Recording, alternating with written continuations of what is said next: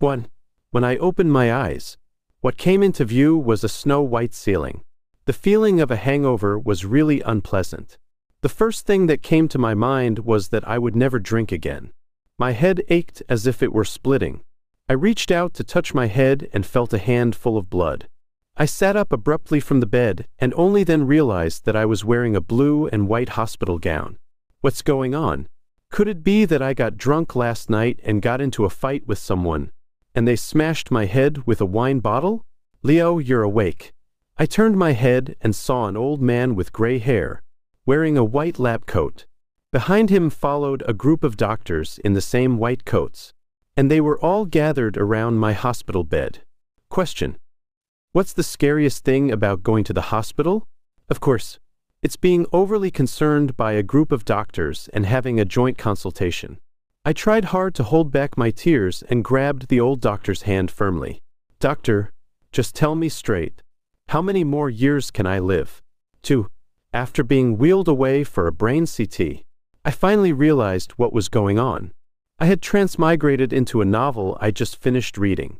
The good news was, I'd become a wealthy second-generation rich kid, and now I was the president of a listed group. The bad news was, I only had half a year left before going bankrupt and ending up in prison. I felt like crying but had no tears. What a disastrous start this was. I didn't show up when the original body was enjoying life. But now that bad luck was coming, it was my turn. I took a deep breath and started to recall the plot of the novel. The male lead, Andrew, was an idol from a poor family. After bravely venturing into the entertainment industry for 3 years, he became a top male celebrity. He had a smooth journey all the way, and the only obstacle he encountered was the villain, the second male lead. The villain, James, was the male lead senior in the entertainment industry. He won the Best Actor award at a young age. The male lead had admired him for a long time and humbly asked him for advice on acting skills, but was almost molested by him. Later, James even tried to sexually harass the male lead on multiple occasions. The male lead endured humiliation and only exposed these things after achieving fame and success. He released several photos of James hugging him and accused James in a long article of 10,000 words. As expected, he gained a group of fans and then took on several big dramas while the heat was on.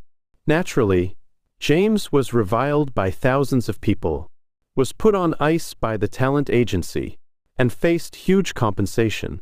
To make a living, he latched onto a wealthy person, who was the original body. The original body, Leo, had been coveting James' good looks for a long time and readily agreed. With Leo's support, James managed to scrape by, but the male lead wasn't satisfied that James could live so well. He wanted to bring down the financial backer behind James. So he tricked Leo into getting addicted to gambling and drugs, which ultimately led to Leo going bankrupt and being imprisoned. Why drag me into your feud? 3. I didn't dwell on it for long before I saw the villain, James. He hung his head, tightly gripping a thermal lunchbox in his hand, his knuckles turning white from the force. In fact, the original body wasn't a good person either. He forced James to sign a sugar baby agreement with him, demanding that James satisfy some of his perverted little hobbies. Every time, James was left in a pitiful state. Leo deserved the fate that befell him. Last night was their first time, and the original body really went too far. James resisted and accidentally hit the original body's head.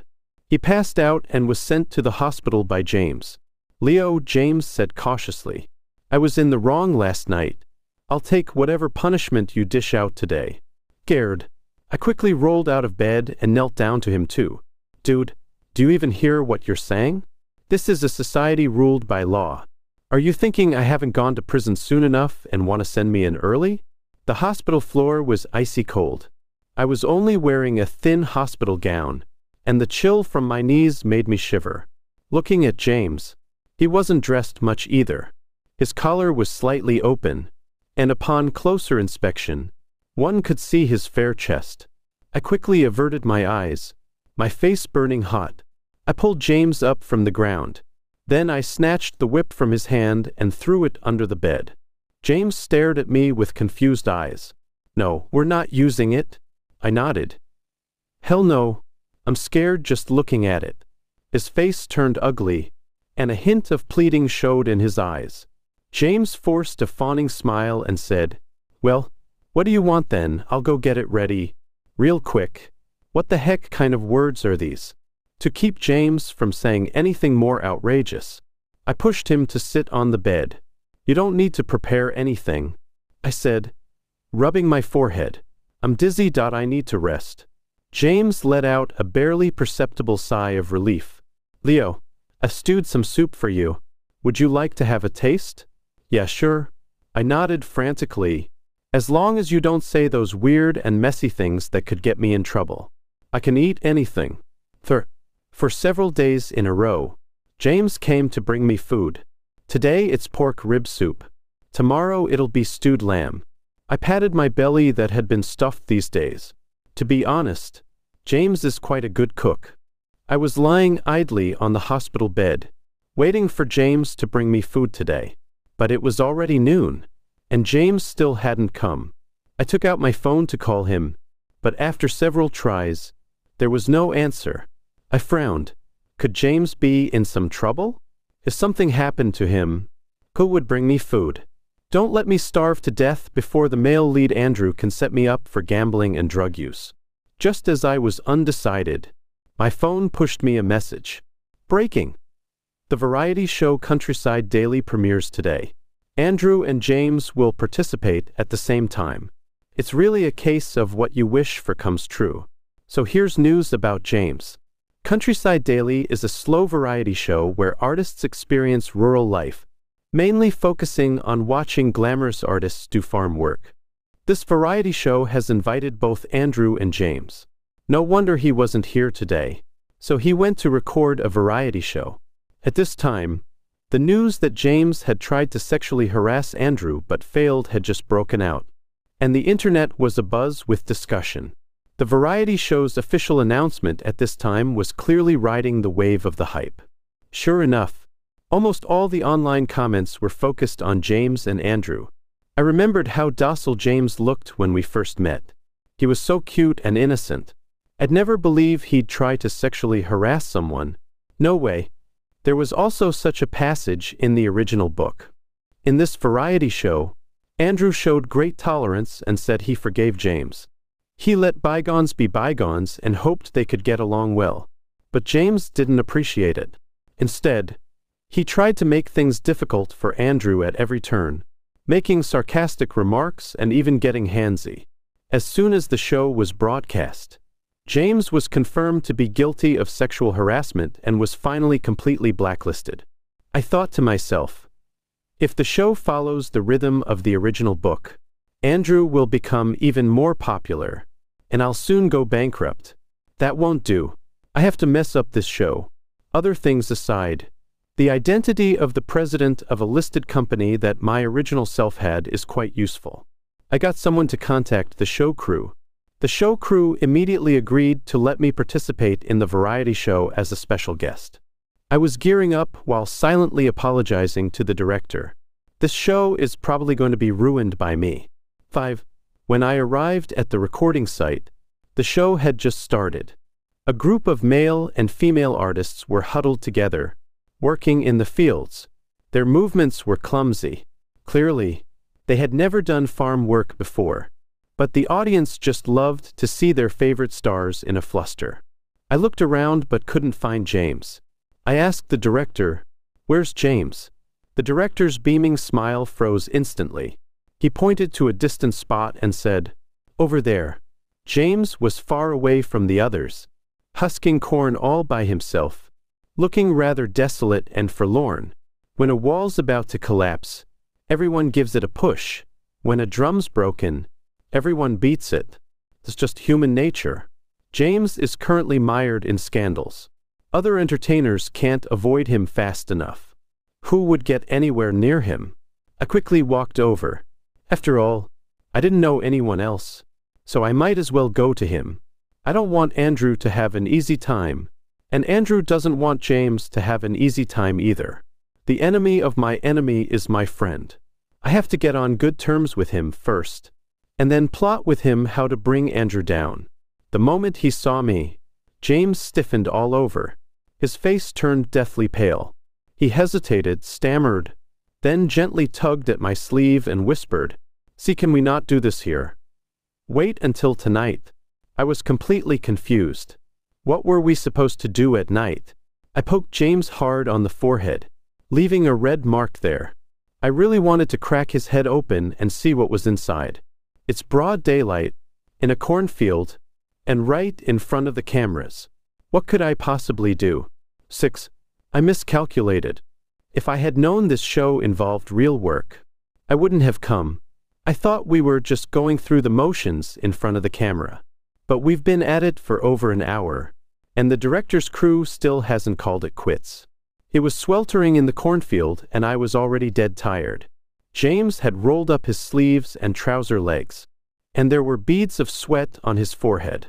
But the corn leaves were sharp, leaving fine cuts on James' exposed skin. Yet James didn't seem to care about those cuts at all. He kept yanking the corn cobs off, doing it smoothly and efficiently. I felt a creepy tingle all over. I just couldn't shake the feeling that he was pulling my head off. I stopped him and gasped, "Aren't you tired? Don't you want to take a break?" He shook his head. "I'm not tired, Leo." Then he sized me up, paused for a moment, and went on, "If you're tired, you can rest first. I can handle it on my own." The production team assigned us a 2-person task. If I slacked off, James would have to do double the work.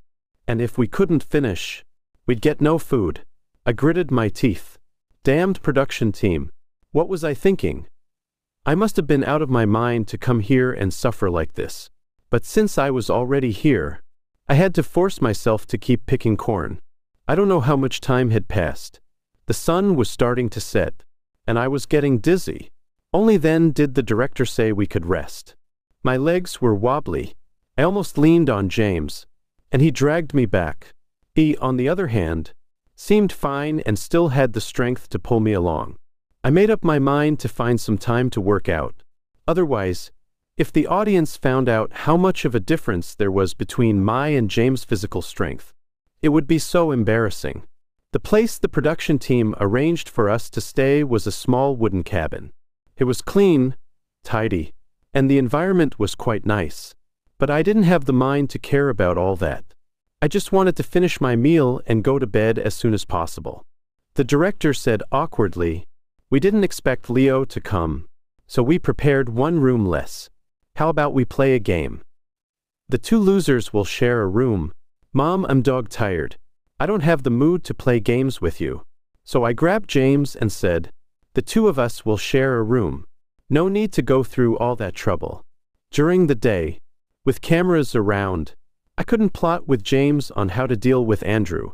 At night, we had to share a room and cover ourselves with the quilt to talk secretly. The director asked for James's opinion. James nodded and agreed readily. "Sure thing." I was relieved as expected. We were on the same wavelength. We definitely had to come up with a plan tonight. 7. The dinner was prepared by the program crew. Well, at least they had some sense. They knew the guests were exhausted and didn't go so far as to make us cook for ourselves. At the dinner table, James was silent, while the other guests were having a good time. Occasionally, someone would try to flatter me and strike up a conversation. They wanted to stay away from James but tried to curry favor with me. I put on the look of a tough boss like in novels, keeping a straight face to avoid one person after another trying to chat with me. I focused all my attention on James. He was eating absent-mindedly, eating so little. Can he get enough to eat? I served him a bowl of soup and pushed it in front of him. I simply said, "Eat. Only when we're full can we figure out a way to deal with Andrew together." Andrew came over with a teacup. "James, it's quite a coincidence that we meet here. Why not let bygones be bygones? The production crew doesn't allow alcohol, so I'll toast you with tea instead." James didn't even look up. "There's nothing to talk about between us." I gave him a thumbs up. "Good comeback. Since James had spoken up and my teammate was so supportive, couldn't back down. I sneered. Let bygones be bygones, you've got some nerve. You know exactly what the inside story is. Well, I've said my piece. After all, I'm the bossy CEO type, and he can't do anything to me. Andrew looked away guiltily for a moment, avoiding my gaze, then quickly said, Leo, you're joking, and went back to his seat, quiet and not saying another word. I straightened up. Andrew's reaction is fishy. Could there really be an inside story? I grabbed James and pushed him into the room as he looked at me in surprise. I had to ask James what on earth was going on. After we got back to the room, before I could say anything, James started taking off his clothes. The room wasn't that warm. Why was he stripping down so much? James was left with only a short-sleeved shirt on top. He grabbed the hem with both hands, trying to take it off but couldn't. Is he hot or not? James finally gave up on taking off the short-sleeved shirt and instead, with his long legs, he walked slowly towards me, under my confused stare, really slowly. Then he suddenly threw himself into my arms. I wasn't expecting it and stumbled backwards from his impact. Luckily, there was a bed behind me. We landed on the bed, avoiding a fall to the floor. James, his eyes closed, stammered, Leo, thank you for not in front of the camera today. I'm ready now. You can start. Of course not. How could I discuss with him in front of all the viewers about how to get rid of Andrew? But I haven't told him my plan yet, and he's already ready. As expected of a villain, his action efficiency is really high. I was quite pleased, so. What do you think we should do next? James opened his tightly shut eyes, pointed at himself, and said, Me, I'm supposed to say? I said, yeah. You said you were ready. Right, let me hear what you've got.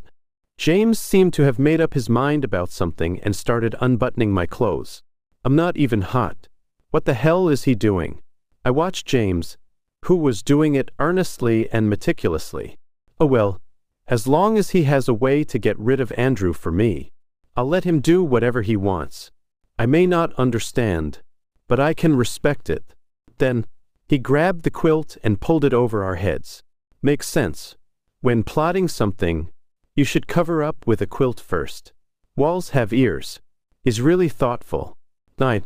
With the quilt over our heads, it was pitch black in front of us. James and I just stared at each other blankly. Our skin was touching, and I could clearly hear his breathing. The slightly warm air sprayed on my neck. My heart was pounding like crazy. I grabbed James' wrist and asked, and then, come on, tell me. James' voice was tinged with sobs. I can't do it. You'd better do it, sir. I reached up and wiped the teardrop from the corner of his eye. It's okay if you can't. Why are you crying? I ruffled his hair and could vaguely see it falling limply. I asked him, I don't think Andrew is a good guy. Is there some misunderstanding about what he said that you sexually harassed him? Yes. James's voice was firm. Leo, don't worry. I'm innocent. I felt something was off. Never mind. It doesn't matter. Then why does James hate you so much and release those photos of you forcing him? The photos were taken with a tricky angle. He got me drunk, planning to offer me to someone else. I fought back desperately. I offended several big bosses. They want to blacklist me. I can't afford the breach of contract money. I have a younger brother who's still in school. James' voice was flat, as if he was talking about something that had nothing to do with him. Although it was disjointed, I more or less understood what he meant. At the cocktail party, Andrew got James drunk under the pretext of asking for acting advice. Then he intended to send James to the beds of some big bosses. But James was still somewhat conscious and managed to struggle free and run away. His actions made those bosses think he was ungrateful, so they let Andrew take a lot of photos of their scuffles. From the misaligned angles, it looked like James was forcing Andrew. What a case of the thief crying "stop thief" and shifting the blame. James' agency is really heartless. Once they saw that their cash cow couldn't generate money anymore, they put him on ice. He was badly in need of money. So he had no other choice but to turn to my predecessor, who provided for him and his younger brother who was still in school. He didn't want to come to this variety show originally, but the agency insisted, all to serve as Andrew's foil. I felt a twinge in my heart and casually patted him on the shoulder. It's okay. We'll get revenge together. I have money. I'll support you. How much do you owe the company? I'll pay it for you. No need, James mumbled. There's no need for this. You're not obligated to do this according to the agreement we signed. He rubbed against me again. Aren't we going to continue? I was taken aback, pushed him away, and wrapped myself tightly in the quilt. Stop daydreaming. Go to sleep. Later, I tore up that keep someone as a mistress agreement. 10. So that's what the truth was. It was completely different from what was written in the original book. Does a scumbag like Andrew even deserve to be the male lead? I'm starting to think I bought a pirated novel. The villain that everyone hates is the victim. He should have had a bright future, standing in front of the screen, welcomed by the audience, with a future as glorious as being showered with flowers. But he ended up like this and was even toyed with by the original character. Since I'm here, I won't let him repeat the same mistakes. Soon, James' even breathing sound came, but I couldn't fall asleep. To be honest, James' appearance just hits my aesthetic spot. With a beauty by my side, I can still feel the residual warmth of his body from earlier. After a while, I let out a long sigh and got up to take a cold shower. James woke up at some point. He moved to my ear and said, I can do it, Leo. You can do nothing. This shower was for nothing. I couldn't fall asleep in the middle of the night, so I sat up and called my assistant, asking him to check on Andrew. The assistant mumbled an agreement, probably woken up by me while sound asleep. Feels so great to be a domineering CEO. Assistant, are you being polite? 11. The next morning, I showed up with 2 dark circles under my eyes. I yawned listlessly. I'm exhausted. The director was still blabbering on about today's tasks. Ugh, so annoying. Why hasn't the show gone under yet? I was holding the task card given by the director, which said I had to buy a bunch of groceries with just $20. I roughly estimated the prices, and those vegetables would add up to about $200. Buying $200 worth of stuff with just $20. Why don't you just go rob a bank? I was following behind James, and he was haggling with the vegetable seller. He was on a roll, words coming out one after another, totally different from the guy who was sitting in my lap last night. The old lady selling vegetables was praising him in her accented local dialect while packing the vegetables. Well, for the sake of how good-looking you are, I'll give you a discount. Turns out good-looking people always have it easy everywhere. James was all smiles too, as if the high-spirited movie star of the past had returned. The vegetable-selling old lady didn't know about the online comments, so she was full of kindness towards James. If it hadn't been for Andrew's deliberate frame-up and James' sudden misfortune, he should be this energetic right now. I cursed Andrew for the 100th time. I'll get him sooner or later. 12. After the show was broadcast, like the original book, it got a lot of attention. With me around, Andrew didn't dare to mess with James and me, and the show's editors didn't dare to do anything fishy either. So the broadcast effect was fairly objective and fair. He was talking about James, who was silently picking corn in the cornfield, but there was still an overwhelming amount of malice. I didn't let these remarks continue to exist. My assistant was extremely efficient and soon presented me with complete evidence of Andrew's false accusations against James. At the same time, what was also uncovered were Andrew's dirty deeds over the years. He had to rely on several wealthy people I knew to get the resources he has now. No wonder he could tell such convincing lies when spreading rumors. Turns out he had done such things himself. He seemed elegant and gentle in public, but behind the scenes, he would stop at nothing for the sake of profit. He was completely disgraced. I contacted a lawyer and asked him to sue Andrew according to the procedure. The netizens were also outraged. So James was the one who was wronged. I knew a hard-working person like James couldn't be a bad guy. I held the phone in front of James. Look, there are still many people in the world who love you. And I added in my heart, including me. But it was a bit too early to say that. I would choose a proper time to confess to him. James held my hand that was holding the phone, stared into my eyes, full of sincerity. Thank you, Leo. He asked me, is there anything I can do for you? I shook my head. Not really. I felt like a tinge of disappointment clouded his eyes. Thanks to the show, I became popular. To be precise, James and I became popular together. The audience quickly dug up my identity, and then there were a lot of strange but fascinating remarks. Leo, James took off his apron. Dinner's ready. I quickly closed my phone and even hid it behind my back. James was determined to do something for me, and I couldn't refuse, considering his food was really delicious. I asked him to cook for me, so he naturally moved in and stayed at my place. At the dinner table, he apologized to me again, very seriously. I waved my hand that I don't need. I'm already content enough to have someone cook for me for free. But he bit his lower lip and lowered his eyes. Actually, you can do whatever you want to me. Why is he still saying this nonsense? Even if I were to do something, it wouldn't be now, okay? Falling in love should be a natural process. 13. I didn't expect Andrew could still stir up trouble at this point. He somehow got my phone number and asked me out for a meal. I went. I just happened to want an opportunity to give him a piece of my mind. James, however, looked a bit reluctant when he knew I was going to the dinner. He asked, "Do you not like me anymore?" How could he be so straightforward? I wasn't even ready to confess my feelings to him yet. Before I could answer, James wrapped a scarf around me. Go ahead, it's cold outside. Put on more clothes. 14. Andrew politely offered me a toast. You can't hit someone with a smile on their face. So I took the drink and downed it. With the help of the alcohol, I was about to curse, but suddenly I felt my body burning up. Andrew got closer and closer to me, rubbing against my chest. Leo, he said, whatever James can do, I can do too. Give me some thought, okay?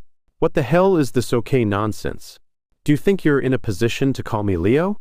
I immediately realized this was a trap. I should have expected it. With my last bit of willpower, I called James. Come pick me up. Almost immediately, he opened the door from the outside. But my mind couldn't figure out why he got here so fast. All I knew was that James took me to his car, and then from the car to a bed. 15. The next morning, when I woke up, I was holding a warm body in my arms. Who was this? Oh, it's James. Wait, it's James? Memories of last night came flooding back.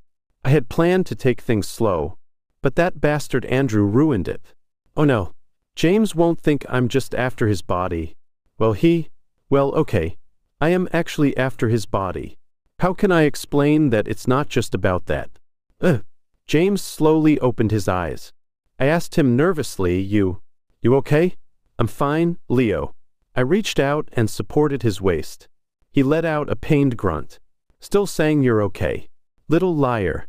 He put his arms around my neck. Please don't like Andrew. Okay. When did I ever like Andrew?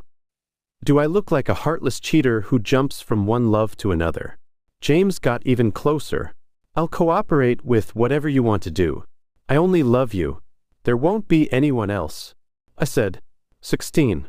The court's verdict came down soon. Andrew was arrested and imprisoned. James was cleared of all charges. Now, it was Andrew who was being bashed all over the internet. The water that bears the boat can also capsize it. When he used his fans' sympathy to frame James, he should have expected this outcome. The pearl that was covered in dust finally had the dirt wiped away. On a whim, I found James' old plays. He had played a general who fought on the battlefield. He had played an emperor who ruled the world. Every character was vivid and full of life. He was born for this profession. I noticed that every time I played his plays on TV, James would zone out. But when I looked over, he'd quickly hide his emotions. He'd pretend nothing happened and smile at me. I pulled him into my arms and kissed the top of his head. If you love acting, go for it. So many fans are waiting for you. Since he loved acting, I certainly couldn't hold him back. I had already paid his contract penalty, so now he wasn't bound by the company and could film whatever he wanted. James snuggled closer into my arms and said, "Leo, you're so nice." I teased him. "I'm waiting for your paycheck to support me." "Okay," he said. "I'll give you all the money I earn." So cute. He stepped back onto his own stage. When he goes out to film, he'll be away for months. I poked the already cold takeout with my chopsticks. Day 1 of missing James. We were still being affectionate last night, but this morning he was gone. He left me a note. "Leo, I've gone out to film. I don't know how long it'll be before he comes back." Heartless guy, so unfeeling, leaving me alone at home. I called my assistant and told him to handle the company affairs well. "Assistant, why is it me again? Whoever wants to work this shift can have it." Then I packed my luggage and went to visit James on set. I can't stand a single day without my wife. If the mountain won't come to Mohammed, Mohammed must go to the mountain. 17. From James' perspective. I'm James. The night I won the Best Actor award, I treated a lot of colleagues from my talent agency to a meal. When Andrew kept pouring me drinks, I didn't think there was anything wrong. We were in the same talent agency, and he was my junior. He was quite polite, addressing me as senior all the time. It's not easy for an actor to become popular. So when he asked me for advice on acting skills, I wasn't stingy. I was drunk and groggy. He said he'd help me go rest. But he took me to a room where several bosses were. I might not have eaten pork, but I've seen pigs run plenty. At that moment, I sobered up halfway. I heard Andrew say, "Why do you get to win the Best Actor? Why do they all like you? You must have been propositioned countless times. I was kind enough to connect you with some bosses. If you serve them well tonight, you can get any resources you want in the future." That was the first time I realized he hated me so much. 2. I don't know how I managed to escape. All I know is that not long after, when he claimed that I was the one trying to come onto him, I was left speechless. Photos of us in a misleading position were clearly posted online. I explained over and over again, but no one believed me. I pleaded with a lot of people, but they all said they didn't want to help me. My acting career ended right then. 19. I actually thought about ending it all, but my parents died early, and my little brother was still in school. If I died, my brother wouldn't be able to survive either, so I could only scrape by, relying on my looks. I found Leo. As expected, he was interested in me. We signed an agreement. Leo would put up the money, and I'd provide the manpower. Eventually, I still ended up on the path I hated the most. I was willing. As long as I could get money to send my brother to school, he could do whatever he wanted to me. I thought of everything, but I didn't expect that he didn't do anything. On the first night, he made a move on me.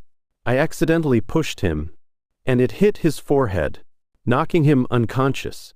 After that, he never touched me again. He was attracted to me but stopped himself out of propriety. There was desire for me in his eyes, but no matter how I seduced him, he could hold back at the last moment. I was really anxious. During the variety show recording, I cast aside all my dignity and pride to seduce him, but he remained unmoved. He'd rather take a cold shower than lay a finger on me. I heaved a long sigh. What on earth should I do? Am I not charming enough? As a kept woman, the thought of not being favored by my benefactor fills me with panic. 20. Leo is a good guy. I thought that choosing him as my sugar daddy would lead to me losing my freedom and falling into an abyss. But in fact, I found my way back to the light. I knew I shouldn't be a pest. I should leave gracefully, but I just couldn't bear to. I was addicted to the warmth he brought me. He was the only one who reached out to me when I was at the lowest point in my life. Couldn't let go of that hand. 21. But that hand let go of me on its own. Leo went to meet Andrew. I knew exactly what Andrew was up to. All he wanted was to snatch Leo away from me. I really didn't want Leo to go to that dinner, but I had no right to stop him. I quietly followed him and went with him. I was betting on a possibility. What if Leo saw Andrew's true colors? What if Leo didn't like Andrew's type? Then could I have him to myself for a little longer? Thankfully, I won the bet. Even when Andrew set traps for him, he didn't get involved with Andrew at all. Instead, the first thing he thought of was me. So could I expect that he kind of really liked me? 22. On the day I wrapped up filming, Leo mysteriously asked me out for a meal. I asked him if it was a special day, but he wouldn't say. He just said, "You have to come. I'll be really sad if you don't." I agreed right away. Okay, Leo. He was worrying too much. I was dying to be with him every day. There was no way I wouldn't show up. The way he was being so serious made my heart skip a beat. The most likely thing I could think of was that he didn't want to keep me as his kept man anymore. He wanted to break up with me. Was he getting bored? Yeah, I'd been away filming for dozens of days. I couldn't fulfill my duties as a kept man at all. It was only natural that he was getting bored. I put on my nicest clothes and even got a new hairstyle. He was attracted to my looks back then. Maybe he'd still soften his heart because of my face now? 23. By the time I arrived at the restaurant, it was already evening. He said, "James, happy wrapping up." He even bought me a cake and held my hand as we cut it together. "James," he said again, "I have something to say to you." Leo. Not knowing where the courage came from, I interrupted him. "I like you." With a steady heart, I poured out my feelings, word by word, very much. Really like you a lot. I couldn't let him bring up the topic of parting first. If I didn't speak my mind now, it would be too late. Even if we end up going separate ways, I refused to leave any regrets. Leo froze on the spot. It took him a while before he rubbed his nose. "I never expected you to say these words first." He took a small red box out of his pocket. There was a pair of matching rings nestled inside. I could hear his voice was low and firm, yet tinged with nervousness. "I like you too. Will you be my boyfriend?"